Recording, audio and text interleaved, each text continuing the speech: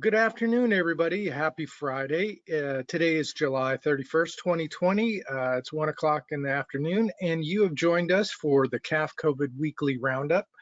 Uh, who knew when we started this that we'd be up to number 18 with many more still scheduled to go. And before we get started, I want folks to know that we will continue to hold these webinars through the month of August to make sure.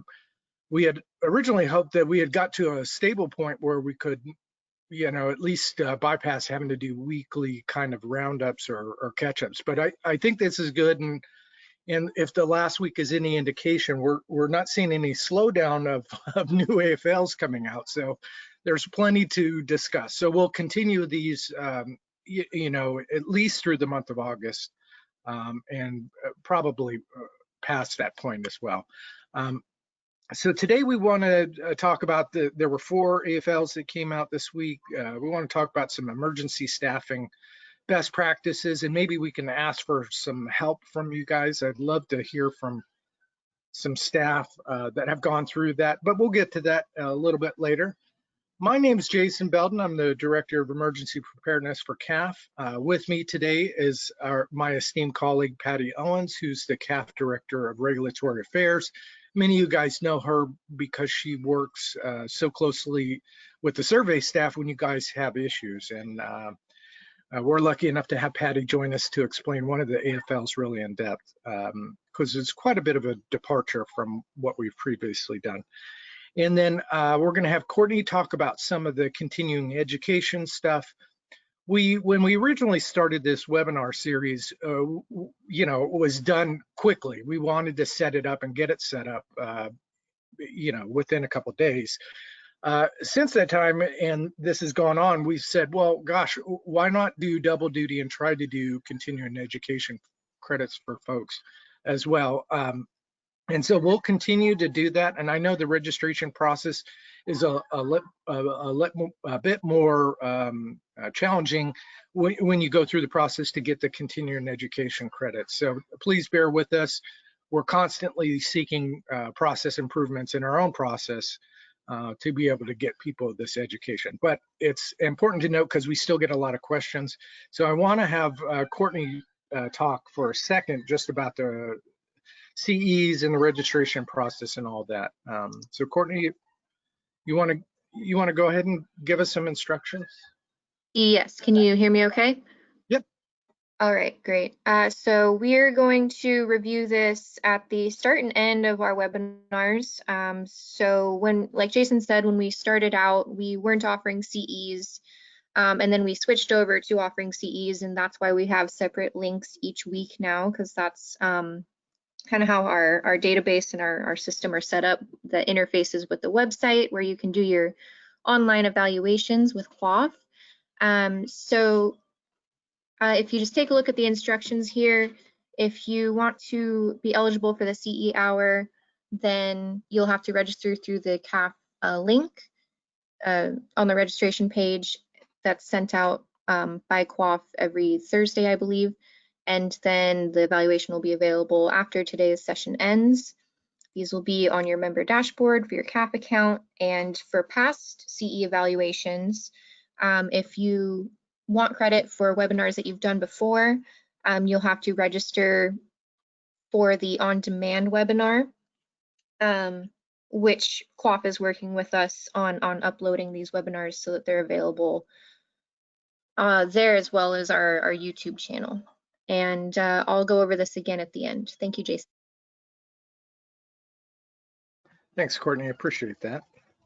All right. So normally when we do presentations, we throw acronyms out in emergency management all the time. And sometimes folks don't, they're like, wait, come again? What did you say? And so this is just a list of acronyms that are sprinkled throughout the discussion today.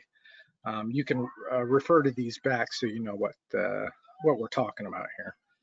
Some of these are obviously, if you weren't familiar with the terminology before this happened, you're definitely aware of it now. So, all right. So we did have 4 AFLs come out this week. I just put the links on here. They're not in any specific order. We're going to cover each one of these in depth, but that's the link to those specific AFLs that we're going to talk about. Actually, one of them we'll just touch on really quickly because it applies to the ICFs, and we have got CDPH to do some training specific to this AFL. And it's frankly, it's a lot of stuff. We couldn't really cover it in one full webinar. So, and then we're going to talk about those staffing tips and hopefully have some time for questions afterwards. So, all right.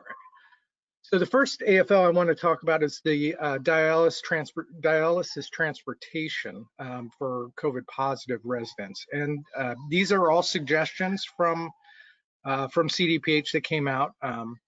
So if you've got somebody that's positive that needs dialysis, they're recommending these 4 kind of metrics that you guys should be working with your partners to achieve. So timely communication for scheduling an appointment, that's fairly easy to wrap our heads around.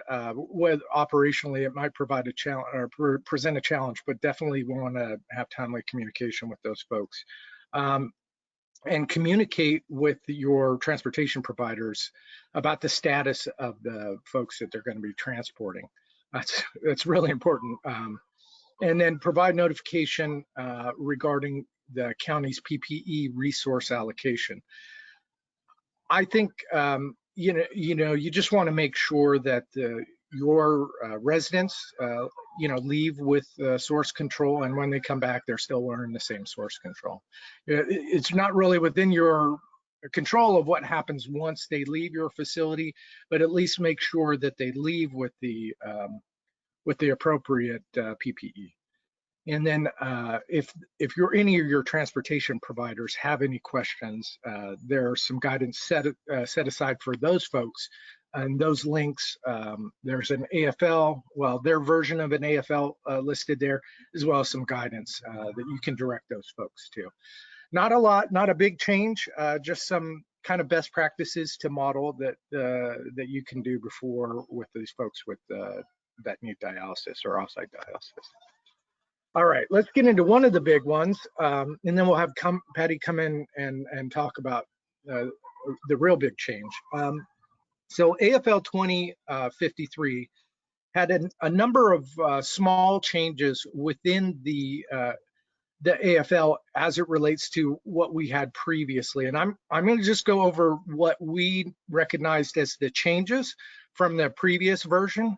And hopefully you've printed off or at least downloaded the previous version and take that link from the second or third page of the presentation and download this.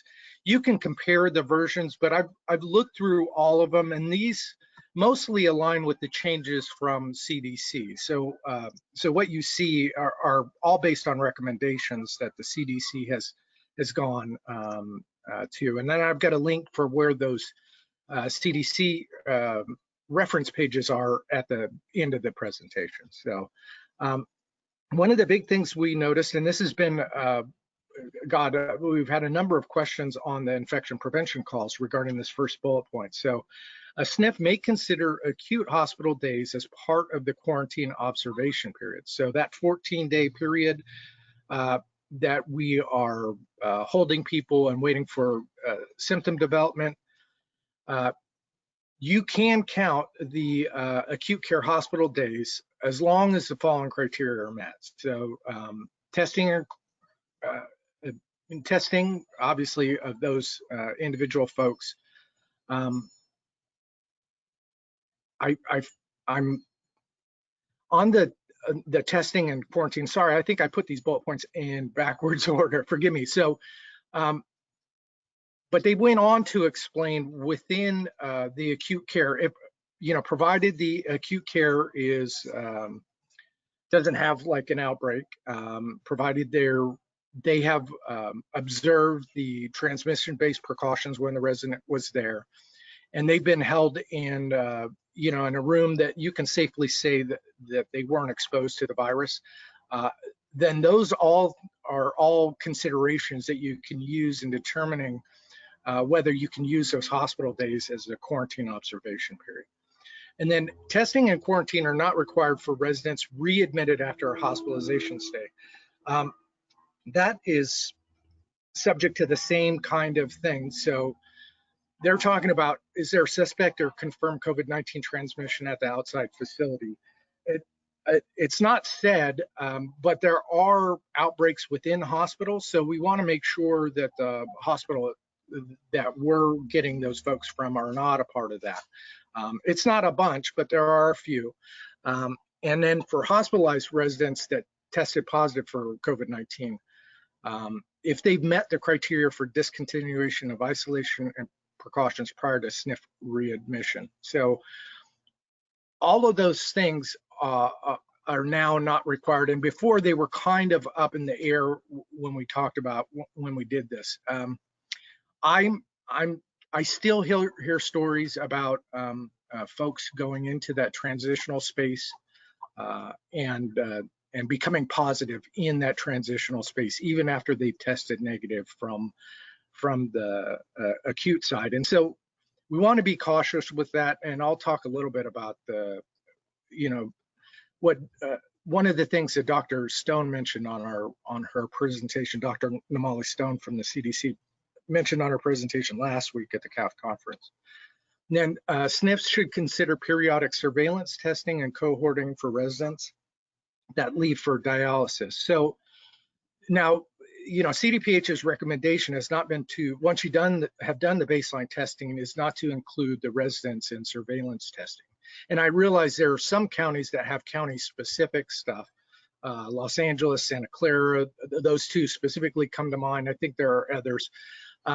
But even if you're not required to do surveillance testing on those folks, if it's possible, you should definitely consider keeping them in that surveillance testing group, simply because that's a vector for them to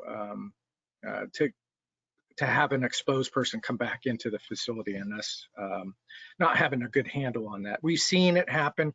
I don't know that it's pervasive, but we have seen folks go out for dialysis, and the only point where they could have become COVID positive was during that visit. So we want to at least be mindful of that fact.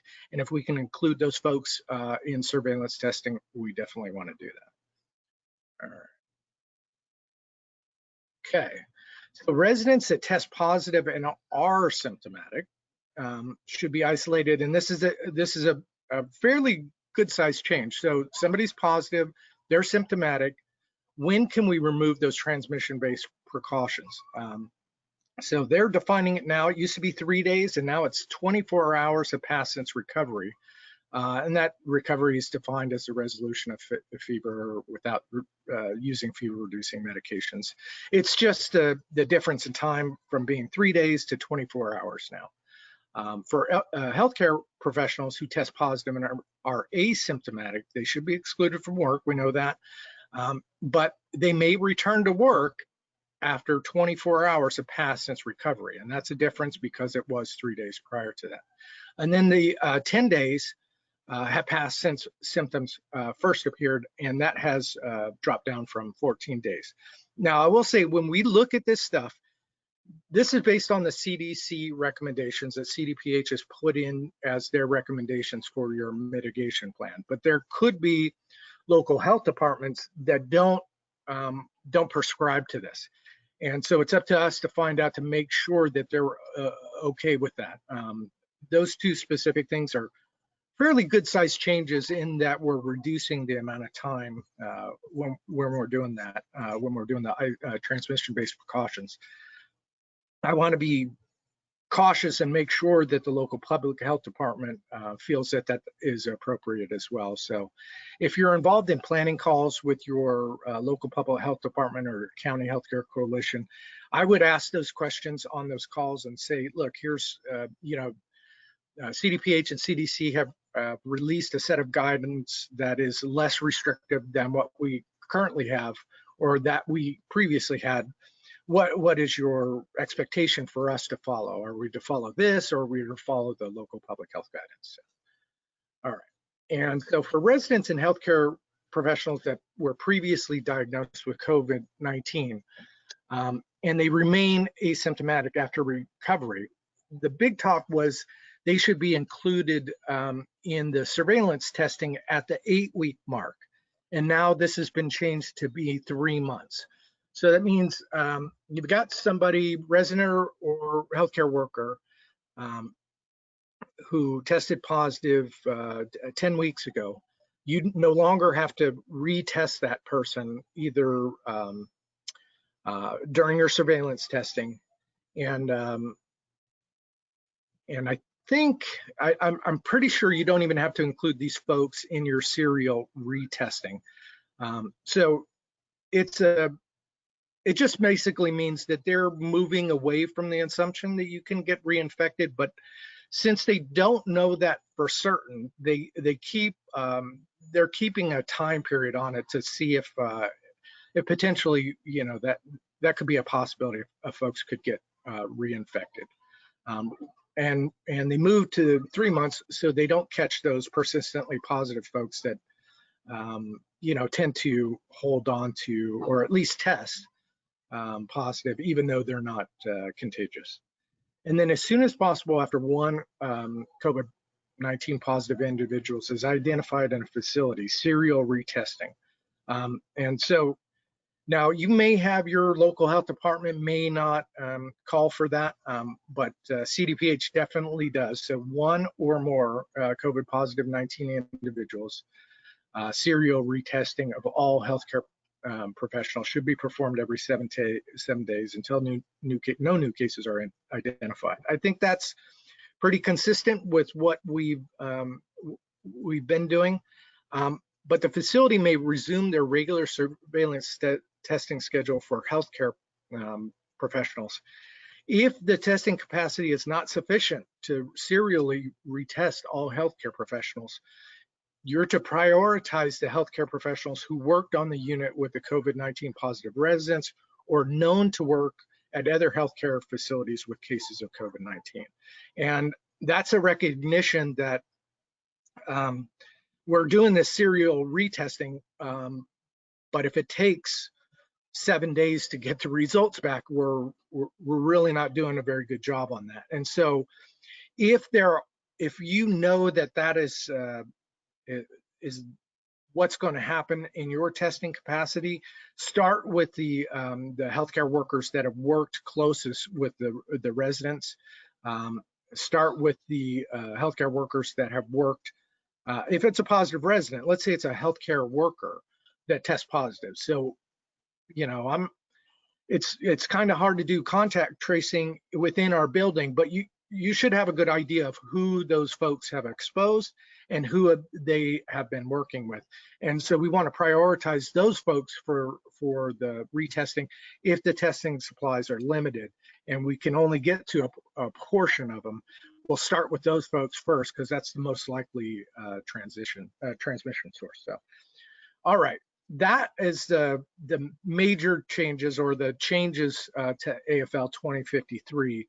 And like I said, I'll give you the link that CDPH used, or the reference page for CDC that CDPH used to make their decisions on these recommended changes to the mitigation plan. So, and with that, I'm going to stop talking for a second. I'm going to have Patty come on and talk about AFL, or actually, I'm sorry, this is one more for me. I apologize. The AFL 2062 is the ICF reporting AFL. And essentially this is for all ICFs are now expected to do the same daily reporting that skilled nursing facilities have done through what I understand is the similar or the same process as skilled nursing facilities. They've done some education on that, and we realize there's still some folks struggling to get in and do it easily, but we'll continue to work with that. And I think CDPH is probably going to be a lot more flexible with the folks in the ICF world than they have been with the folks in the SNF so far. All right. So now let's go on to AFL 2063. This is actually the big one because this changes a lot of what we've done in the past. So Patty, do you want to, can you talk to AFL 2063? Absolutely. Well, good morning, everyone, or afternoon, I should say, although the day seems to move rather fast nowadays. Just to back up a little bit on the ICF reporting, I want to make sure that you do have, as Jason mentioned, there might be a little more flexibility with the ICFs, but just make sure that you meet the cutoff date every day. If you submit your report after the cutoff time, it will reflect as if it's the next day's data, and then the next day you won't be able to submit on time as well. And if that happens to you, you have to make sure that you let the use the email address in the AFL. I don't know off the top of my head, but use that email address. You can CC CAF, Jason, or myself, and just let them know the issue. Figure out how to get reset up on making sure that you can get into the survey and report your data before the cutoff time. Okay, so next we're going to talk about AFL 2062, deployment of the online survey application. Well, CDPH has been talking about this for over a year, revamping the current system that we use to do electronic plan of corrections and to access our 2567s if we're signed up electronically to do that. So they've talked about it for quite a while. I know that Heidi mentioned it at our summer symposium, that they were almost ready to launch it. And lo and behold, out came this AFL. Now, we aren't shouting with joy regarding the timing in the middle of COVID-19, of course, having to switch and use new systems, but hopefully as they work the kinks out on this system, it'll be much more functional and everyone will be up and running and using it. So beginning August 7th, 2020, CDPH will use the risk, excuse me, I gotta downsize something so I can see the screen. We'll use the Risk and Safety Solutions inspection to conduct the COVID-19 mitigation survey and submit statements of deficiencies to SNFs. This deployment will occur in a phased approach, allowing sufficient time to train each district office, surveyors, and facilities who will submit plan of corrections online before this application is used in the field. The COVID-19 mitigation state survey and plan of correction will be the first process to be used. So right now they're just going to be using it for your mitigation, state surveys, and plan of corrections. So it's not going to be used for everything yet. They're just starting a phase-in approach on it. Let me get to the next slide. Oh, Jason, there you go. Okay, so they're going to be doing it in phases. And when you go to the go live dates, these are the dates we'll show for your region. When they plan to go live, they'll be offering some education. So we'll make sure that we get that education out to you. If you have any questions, you'll have to reach out to your district office. Next slide, Jason. The facility authorized users, you can have you can access this, your statement of deficiencies, and you can submit your plan of corrections. You should enroll, and you need to enroll in the system by August 31st. Next slide. So you can have up to 3 authorized users, and by August 31st, you must get them registered and going. You'll receive an email from RSS Inspect with your login information and a temporary password. The email will also contain a link to update the training resources. You're going to use that temporary login password to log in, and then you're going to reset your password. And make sure you note there's not going to be content in there until CDPH surveyors have conducted their first COVID-19 mitigation survey using the system. Now, I'm going to stop right there just one second because I want to talk about your mitigation plan. The AFL that Jason went over, the 2053.1, we're already hearing from some district offices. They want your mitigation plans updated to reflect the changes within 2053.1. So you might want to start thinking about that as that ripples through district offices. You might be having to update your mitigation plan. And the other thing you might have to be updating your mitigation plan is also on potentially some of the point of care devices that are being delivered in California and the guidance that should be coming out from CDPH on that. So those are some things you're going to want looking at your mitigation plan for, and anytime a new regulation comes out as well, you're going to want to be looking how that affects your mitigation plan, as well as your, of course, your facility assessment.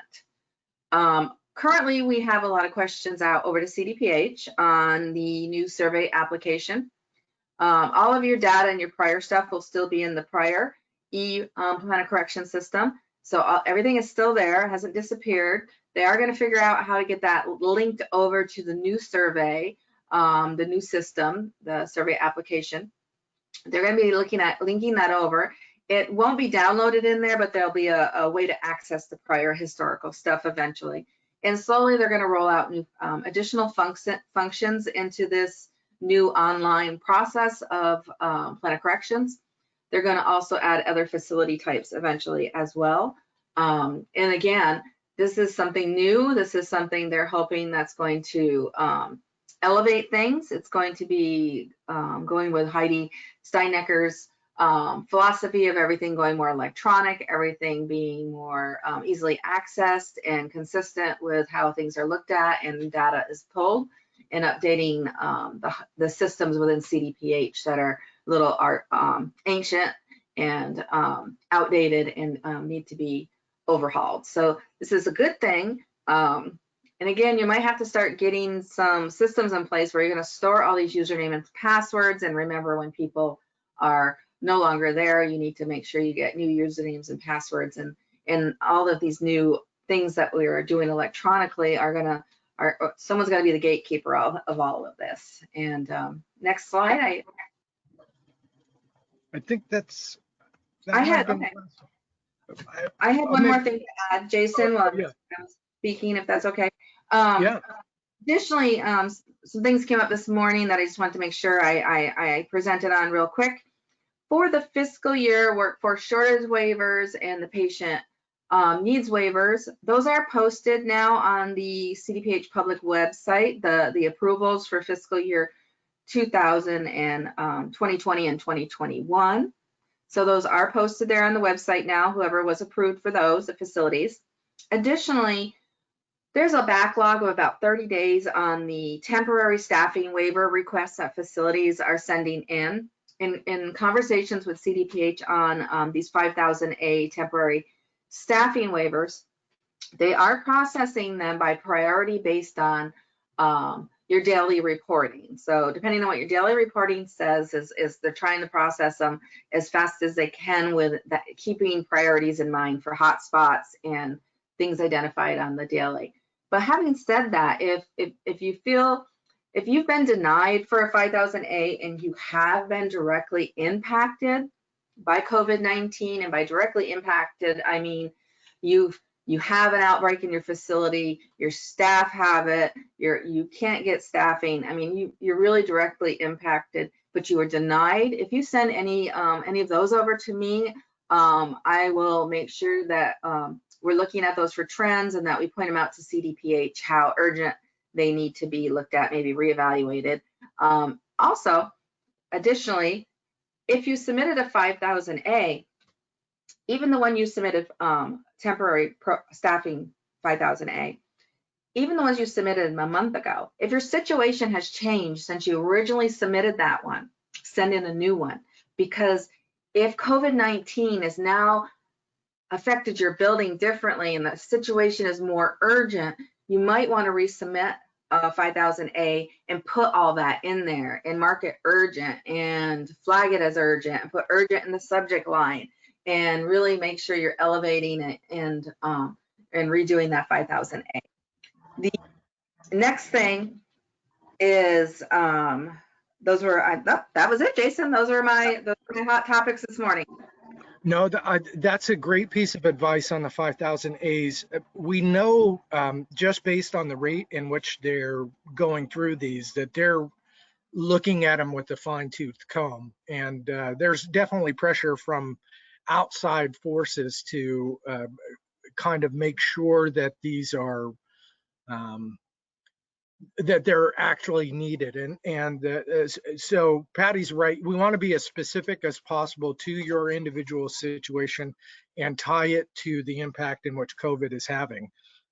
It's important because they're using that and they're actually saying, look, here's, what you've told me does not warrant a waiver or whatever. And so it's not a cookie cutter or cut and paste kind of deal. You got to be very specific about it. So great. Yeah, and Jason, I'm glad you said that. I'm going to jump there too, because one of the biggest issues CDPH is saying is they've received a lot of cookie cutter 5000A requests, like either, in anticipation of needs, maybe, so to speak. So we can't do that. We have to send in a 5000A with real-time issues, not just submitting one in the hopes it gets approved. So make sure that, like Jason said, it's a real issue, you're really being impacted, and there's an urgent need. Yeah, perfect. Okay, I'm gonna hop to the next slide here. Okay, so the reason why we've talked about emergency staffing at length a bunch of times. We talked about it when we did the mitigation plan webinar. I just want to go over some things because we've had a number of folks have questions about the emergency staffing and how does that work and what does it look like. I'll be honest, it's not a consistent experience. Really, we've had really extraordinarily broad responses from these emergent kind of first responders or emergent staff that comes into our buildings. I can't give you, one size fits all. This is what it's going to look like, but we can kind of reiterate what the process is. And each one of these bullet points I'm going to talk to, we're going to assume that you have already expired all of your staffing resources internally, whether it's within your own company, whether it's registry, whether it's a mutual aid agreement with another provider, whatever it is, let's say all of those have been expired. And I've talked to a number of folks.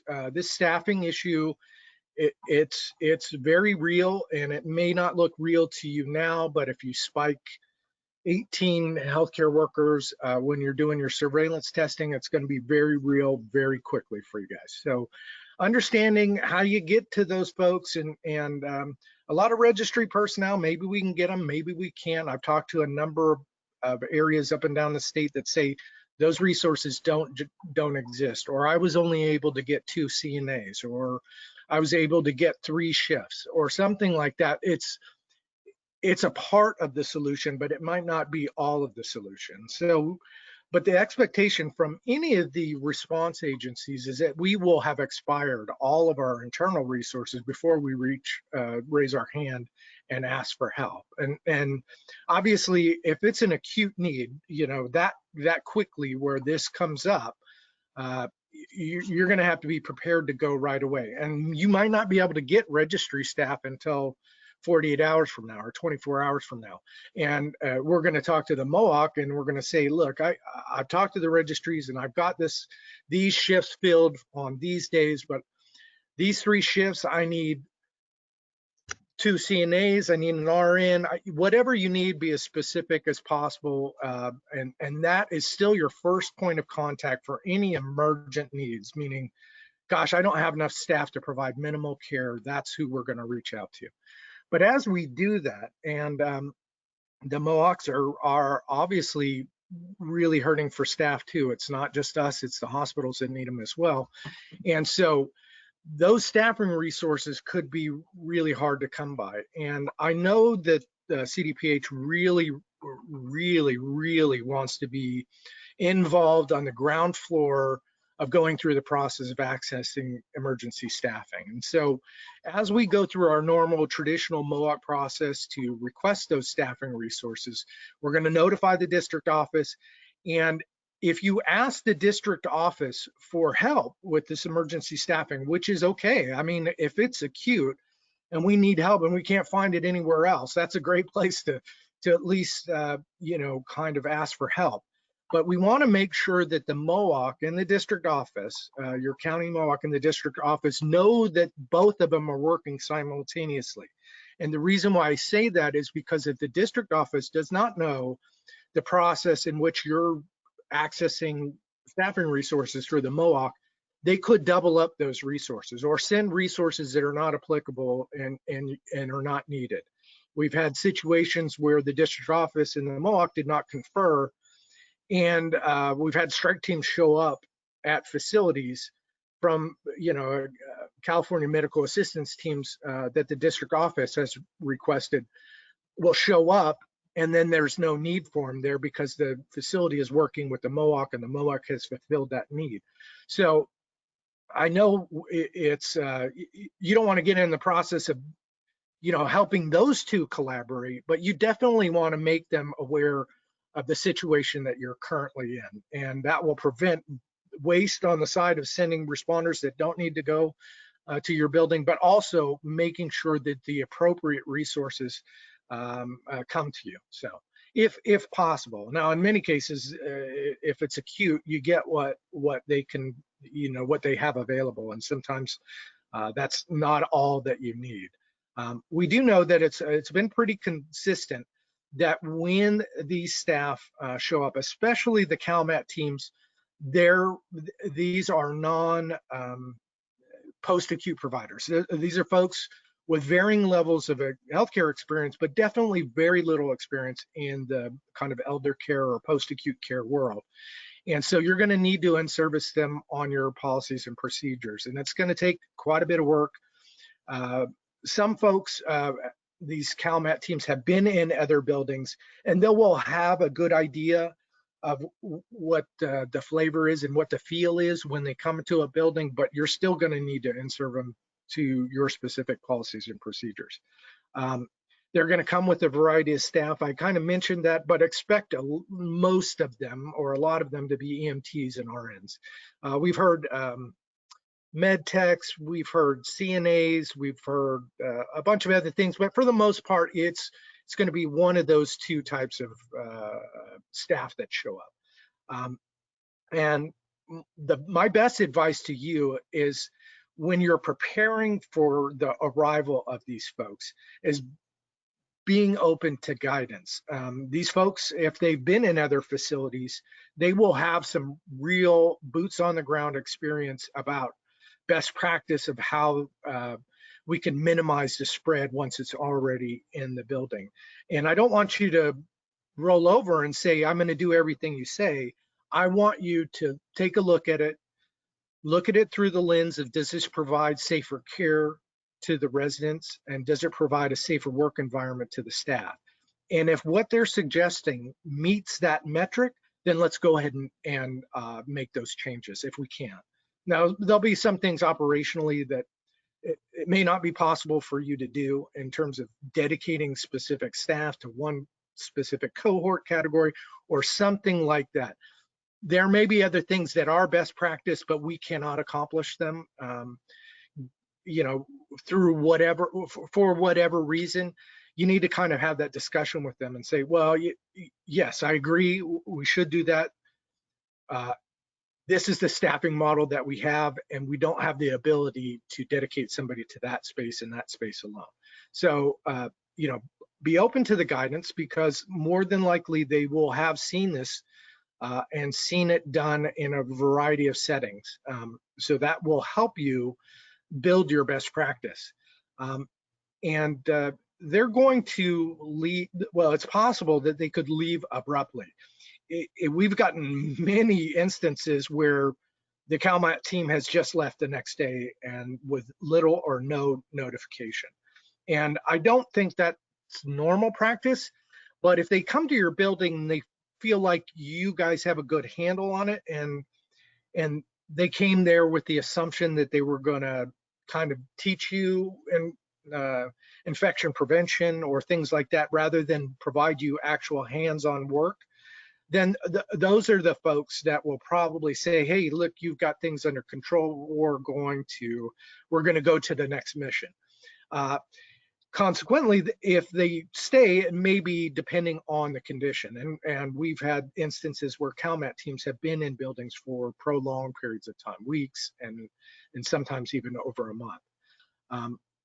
So what are some of the things that we can do, like outside of those conditions that we have seen other providers kind of develop? And one of those has been partnerships with their local ambulance providers.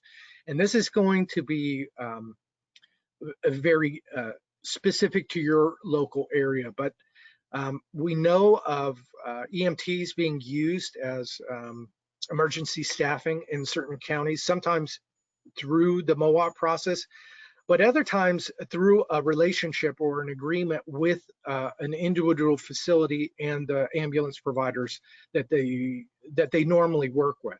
And these are folks that we have relationships with, we have contractual relationships with, we know these with these folks. Hopefully you have a great working relationship with them. So if it can be accomplished in your local jurisdiction, that is another method that we have not utilized prior to this this event, but now we're looking at those things. And I've talked to providers that have used their local ambulance providers to help with staffing, and each one of them have had good things to say. And I think that goes back to the fact that these are folks that are known to us, that we have good working relationships with already.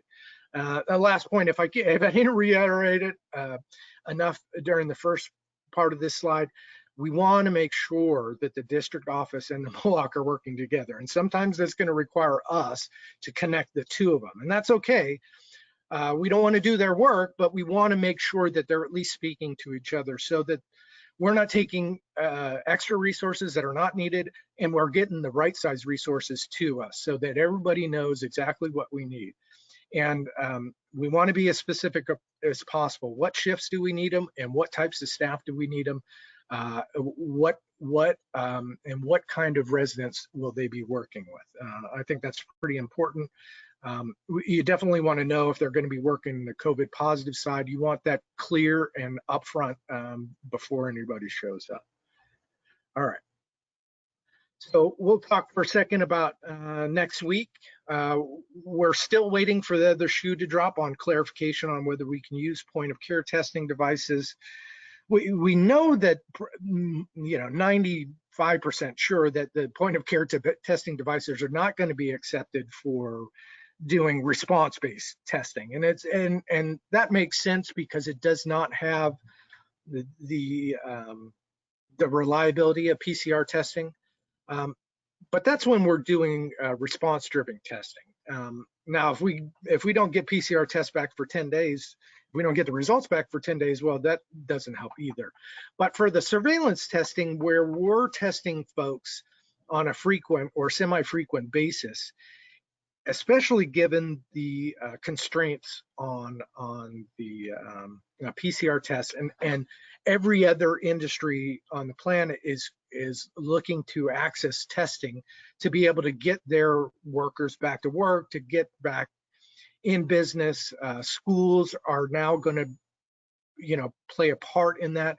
There's going to be more demand for those testing supplies. Unless those things are massively scaled up, we're still going to run into this issue with PCR testing. So our ask of the state was at least to consider this as an equivalent for the surveillance testing. If we could do point of care testing once a week on all staff members, it would have a really positive effect on our ability to contain the outbreaks. I even think more so than once a month testing, where we don't get results back reliably quick. So, or it just we're missing folks, and we really want to push the state to do that. And we're expecting clarification based on the kind of conversations that we've heard and the discussions on the infection prevention calls. It's still up in the air, and I think their inclination would be to say no, don't use the point of care testing devices even for surveillance testing. The only drawback is we really have not nailed down a uniformly reliable PCR testing platform to get everybody on the same page. And what happens is that's great. It works in 4 counties, but if it's not working in 14 counties, then we've got issues and people are getting left behind, and we don't want that to happen.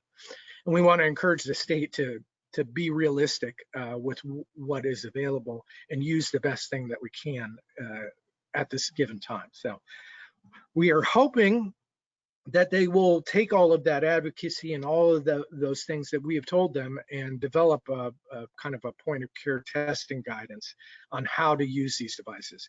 I would not be surprised to see this come out tonight or somewhere very soon, because we do know that a number of facilities, I believe over 200, were on the first list of facilities to receive them. And I've not talked to every facility, but I've talked to a number of them that have actually received the devices. So this is one of those, we know that the devices have hit the buildings, and now they're, Jason, they've gotten 200 last week, and then there's 100 facilities this week were set to receive them.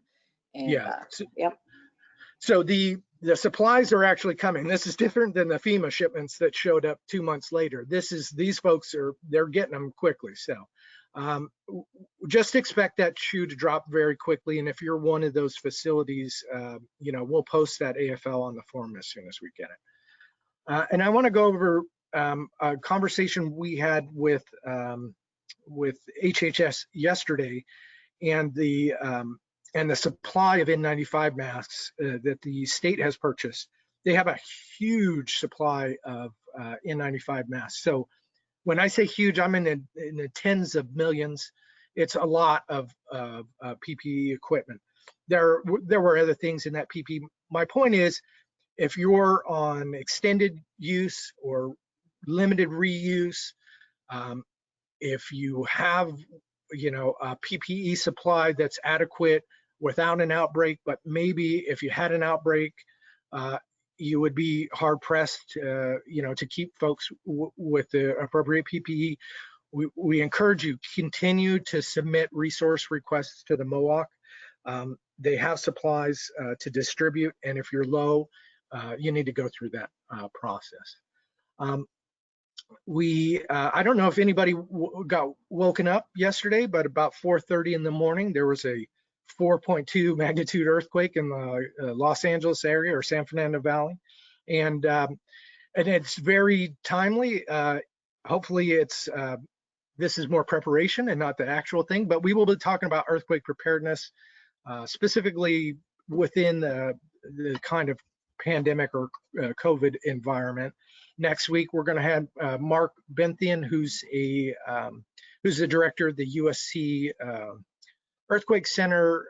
He's one of those folks with tons of stuff after their name. I would do a disservice if I tried to mention them all, but he's a very talented, knows his stuff, and does it for the hospital systems. And we'll be lucky enough to have him talk for about 15 minutes on the webinar next week. And then I mentioned that guidance document. CDC has gone through multiple revisions, and you guys, as you go on their website, will know this, have gone through multiple revisions trying to kind of organize things in a more logical way. And if you've not gone to this, they updated this website on the 25th of July, so 5-6 days ago. And they've attempted to put everything on one page. So for long-term care, when we're talking about, so each one of the things that applies to us is linked in certain sections on that page. And I think it's, for the first time, it's a logical progression of all of the things that we need to consider in this. And so bookmark this page. I would refer to it frequently. At the top of the page, there's a date, and it'll tell you when it was last updated. July 25th was the last update. If you see anything after that, you'll know it's been updated since then. So with that, one other thing I wanted to mention, I didn't have a chance to build in the slides, but I mentioned this slightly on the HSAG webinar on Wednesday. The American Society for Healthcare Engineers is an organization or an association for essentially physical plant staff that work in healthcare facilities. And predominantly it's run by engineers that work in hospital systems. But, during this time where we're expected to have the equivalent infection control practices and mitigation steps and all of these things that a hospital is expected to do. And we don't disagree with that because it's what gives us the best chance to keep our folks safe. But there are not a lot of resources developed for physical plant for skilled nursing. And so the American Society for Healthcare Engineers has put together an FAQ on physical plant for dealing with COVID within your building, as well as a number of questions about HEPA filtration, how effective it is, what efficiency filters you should use if you're using them, how to set up negative pressure isolation. There are a number of things. And the reason why I bring this up is there was a editorial in the New York Times about what level is COVID airborne. And while we can't say yes or no, to what extent it's airborne, they've got some pretty good data that this stuff can hang in the air for a while. And so when we look at environmental controls to protect the folks in our building, I just wanted you to be aware that there are some great resources. So if you go to ASHE.org, ASHE.org, they have a California affiliate, and that's CSHE here, or California Society for Healthcare Engineers. Their coronavirus stuff is not as good as the National Association. So if you go there, right on the front page, there's coronavirus resources, and it'll have all that stuff I talked to you about. Really, really good stuff, stuff that you can give to your maintenance staff, and they won't have any problem with the complexity. There's nothing overly complex in the guidance that they've been giving out. So should be easy for your folks to follow. So, all right, that's all we've got today. I'm going to have Courtney talk one more time about the CE instructions, and then we'll get to questions. Go ahead, Courtney. Okay, so if you joined a couple minutes late, just a little bit of info about the CE instructions. If you registered through CAF's website, you should be eligible for the CE hour. That's for NHAP and BRN. The evaluation should be available shortly after this webinar ends. If you have attended our past webinars and you do not see the evaluations from those dates, please let me know. We are kind of refining our process for registration. If you've been with our grant program for a while, you know that we typically do the paper evaluations, and so it's a big transition on our end, and we are going to do our best to get everything straightened out so you get the credit for the time that you've put in with us over the past several weeks. And again, if you have any questions, I know I've received a few emails from some folks, and we're going to get that followed up and get everything squared away. But again, we're going to try and do a better job about getting these instructions out with every webinar so we're all on the same page. And with that, I will move to questions. It looks like we've only got about 3 questions. So if you have any thoughts, please enter them into the question box now. Looks like Jason, yeah, there you go, perfect. So our first question here, for residents tested positive and that have met the criteria to discontinue isolation precautions, do they need to be in the yellow zone for observation, or can they go outright to the green zone? Well, it depends on what your mitigation plan says, but traditionally, no, they would not. They've met their criteria. They can go to the green zone. They've removed transmission-based precautions. The yellow zone is supposed to be where we think those folks have either been exposed or well, we're waiting for symptom development. So one, we don't want to put those people in with the other folks. 2, it's not clinically indicated that those folks, once they've been removed from those transmission-based precautions, are they contagious? So I know I've heard of surveyors asking, well, they should go from red to yellow to green, but that doesn't make any sense at all. The folks in red are in red because they're positive. Once they've removed transmission-based precautions, they're not contagious, it's safe for them to be in the green zone because they're considered recovered. So I'm not certain. You can be really conservative in the amount of time that you keep those folks in the red, but I don't know. I could be convinced otherwise. I'm always open to learning more, but as I understand it now, that would be no. They would just go from once they're removed from transmission-based precautions, they're free to go into the green zone. All right, next question. Thank you. If a staff member was sent home due to a temperature over 99.5, how long should they stay out? I thought it should be until they no longer have a temperature and has not been using a pain reliever medication for 72 hours. Is that still correct? Yeah, and so let me, I'm going to look at the testing, but I believe that's correct. Yeah. Yeah. Okay, and while Jason's looking up the guidance for that, I see one other question I can answer. What is the environmental engineer group called? And I'll repeat that. That is the American Society of Healthcare Engineers. Yeah, and it's ASHE.org. It's a real easy website to navigate. So I'm still trying to find the answer off the AFL. Give me a question. So, give me a second.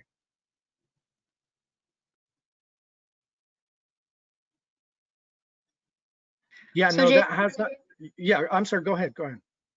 Oh, we had a follow-up comment from another provider. They said, I thought the temperature for staff is 24 hours now, not 72. Yeah, it's and that's what I'm looking at is 24 hours.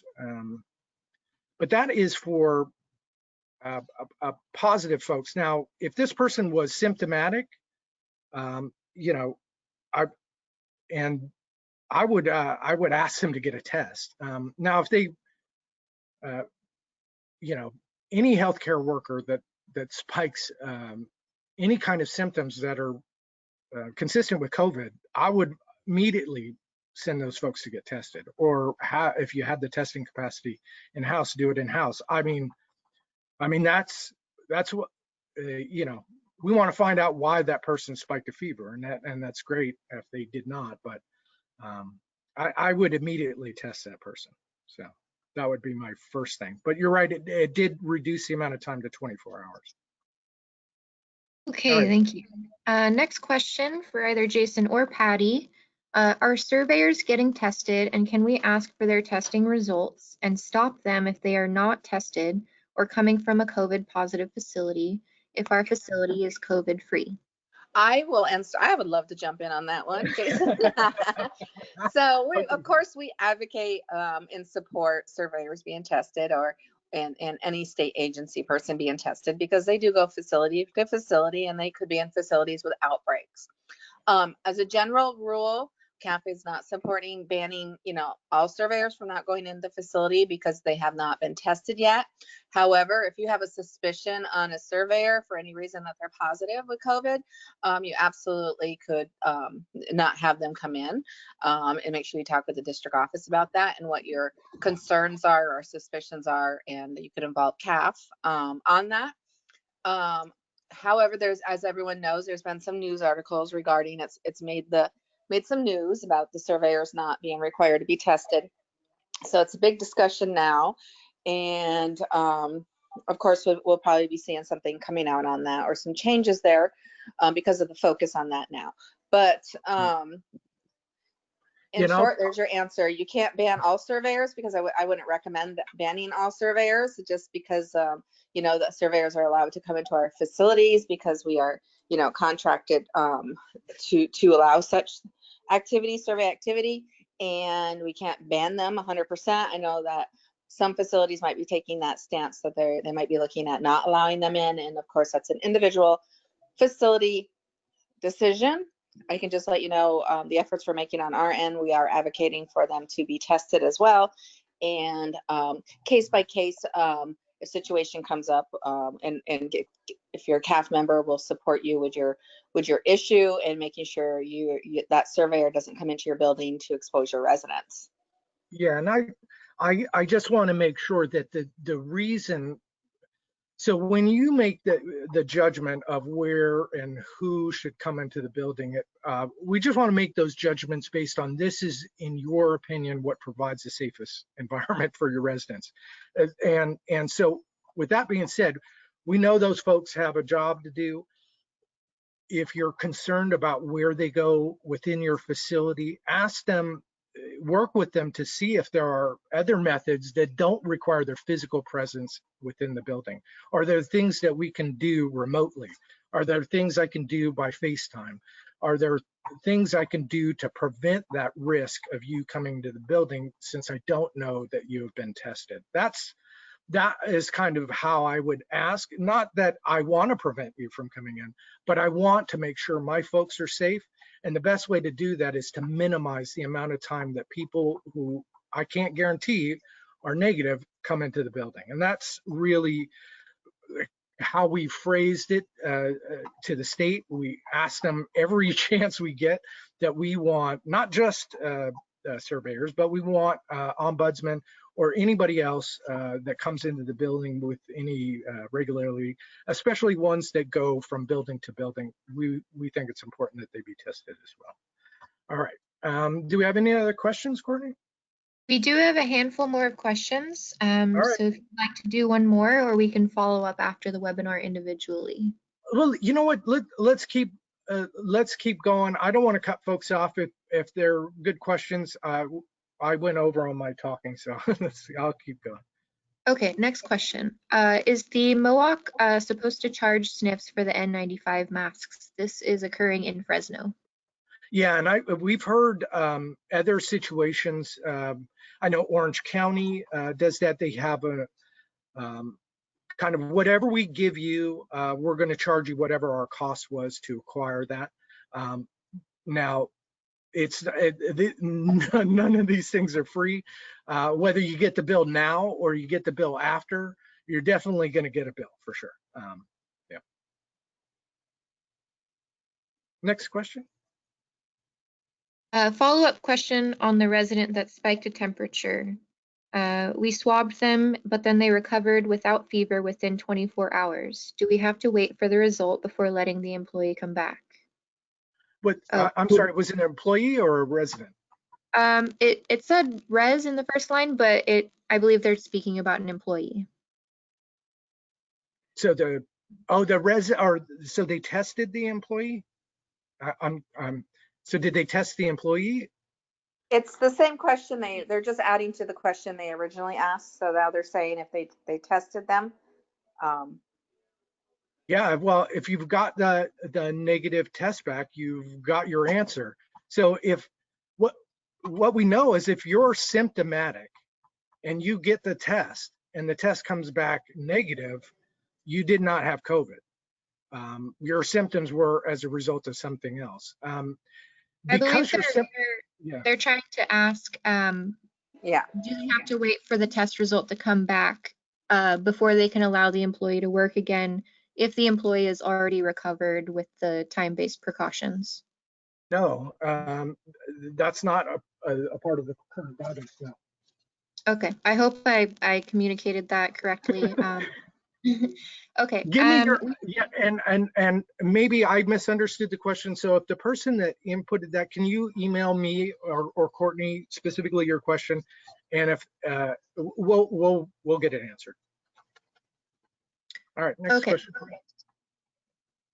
Let's see here. The temperature guideline is greater than 100.4 or 2 degrees above baseline. Anything under that is not considered a temperature unless other symptoms are present. Is this correct? Well, yeah, and the temperature that they use is 100.4 on all of the guidance. Yeah, I'm telling you, I go with what I've heard from a number of providers, and I wouldn't say this unless I've spoken to people and they've actually told me this, but they've told me that 99 was probably better, and that one specific provider caught 4 healthcare workers with temperatures of under 100 but they were elevated. All 4 of them tested positive for COVID. So it's, err on the side of the caution. Now, I realize if you don't, if you don't have staffing, it's an incredibly difficult thing to do, to call, have somebody go home or send them home. But if the alternative is that person that's mildly symptomatic comes into the building, once it's in, guys, there's very few, if any, providers that I've spoken to that said, God, once it got in here, it was super easy to control. They've all said, our best option or our best ability to do this, to manage this, is to keep it out of the building altogether. Because once it's in, whether it's a healthcare worker or a resident, it's really hard, virtually impossible to keep it from spreading within the building. We can contain it, but it will spread, and that is so. Those are the methods that we can go above and beyond that are going to protect the folks in our building. All right, any other questions, Cal? Courtney, sorry. Sorry, I was on mute. We have 2 more questions. Would you like to keep going? Yeah, we'll go till 2:10. Okay, next question. How do you handle the driver of the transportation companies in regard to testing? Most of them seem to not be testing. Yeah, and I don't know that we can have any control of that because they're an outside employee, not under any of our purview. I mean, I don't even know that the guidance has been given that we can require testing of those folks. I can definitely ask. We have not talked specifically about the transportation folks. We've talked about testing of the actual employees of the dialysis. That's a good question. I think it would fall under the same thing that we can't really mandate that. We could certainly ask and document it, but I don't think we can require it. All right, last question for today. In AFL 2053-1, where it says testing and quarantine are not required for residents readmitted after hospitalization, is this referring to long-term residents who were transferred to acute and then came back to the facility? Yes, that's exactly what it's referring to. Now, I know they expanded on this on the webinar Wednesday afternoon, and so on the AFL, it does not give like a metric. It doesn't say, if they were in the hospital for 5 days, is that different than if they were in the hospital for 1 day? And it's not defined. It just, kind of gives this kind of broad metric, as long as you're in regular communication with the local health department and the hospital infection prevention and occupational health program, and there's no suspected or confirmed COVID-19 transmission among the patients or staff at that hospital, and that the SNF has verified that the hospital is testing all patients upon admission and has designated COVID-19 units with dedicated staff and minimal or no crossover. So if that hospital that person was at is coming in that set of circumstances, then yes, you don't need to put them into the quarantine zone. But there's a lot of things that got to line up for that to happen, and that's kind of buried within the weeds of the AFL, and it's not specific as to the amount of time that they would qualify for that. I would imagine the more time they're in the hospital, the less likely it is that we would be able to keep them out of that quarantine zone. All right, any other questions, Courtney? We had one question. Our lab refuses to test their employees. Are you aware of any labs that test their staff? I believe, well, I don't know the lab's requirement, but I think they all have a very similar requirement as us and the hospitals. I would imagine they're in a what we would consider high risk category. But I don't know that for sure. Certainly we can find the information of that if somebody's really curious, but that I don't know. Okay, well, that is the end of our questions for today. Thank you everyone for hanging out with us for an extra 10 minutes. And we will be available if you have any questions about getting your CEs, please email me. And we hope to see you next week and learn about earthquake preparedness in this new COVID pandemic era. So thank you very much. Thanks, guys. Have a good weekend.